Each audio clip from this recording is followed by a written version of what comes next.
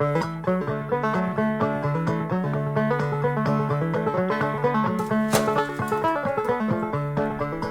really enjoy solving problems. My name is Dave Koenig, and I built this shop 30 years ago.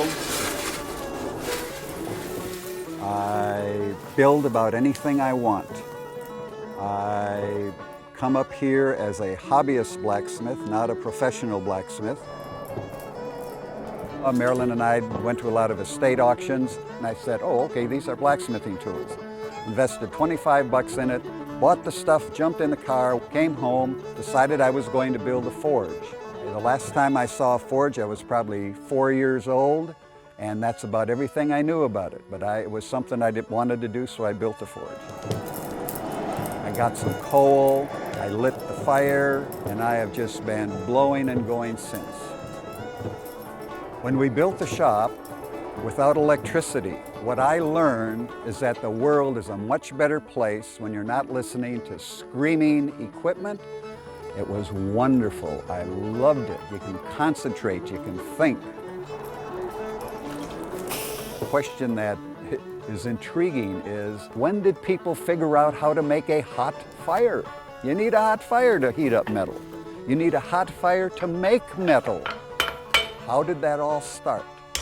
And I've since found that if you want to go back 1.2 million years ago, our ancestors were playing with fire in a cave in South Africa that we know of and can date.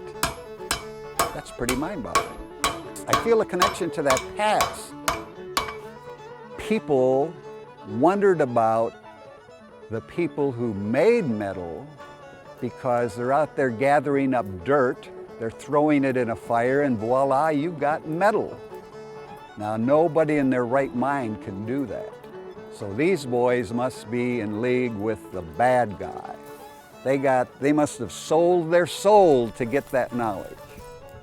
All of the other craftsmen relied on the smith to make the tools. So the jeweler, the boat anchor maker, the fish hook maker, all these people relied on the craft of forging. Forging means you take a piece of metal, you get it hot or cold, and you force it into something brand new. The basic tools of a blacksmith shop are a bellows, a tweer, a way of getting the air to the bottom of the fire, the forge table itself. Other basic tools are going to be a vise, and then of course there's the anvil. I've got an anvil in there. It's an English pattern anvil. It looks like the one that Wile E. Coyote threw off the cliff.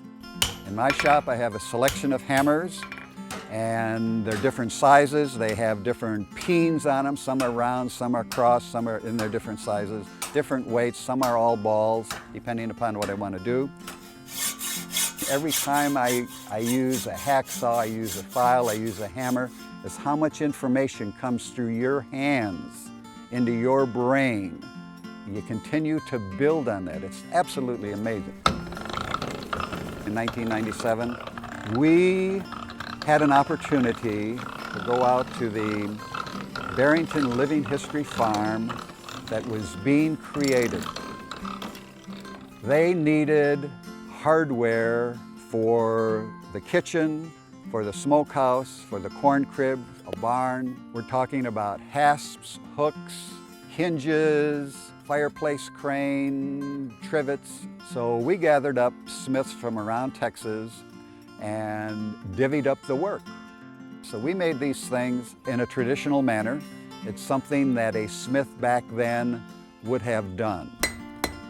The magic of the shop, the whole thing in my head about working the way I do, is it never ceases to amaze me of what I can do with the simple stuff I have. I'm always solving problems.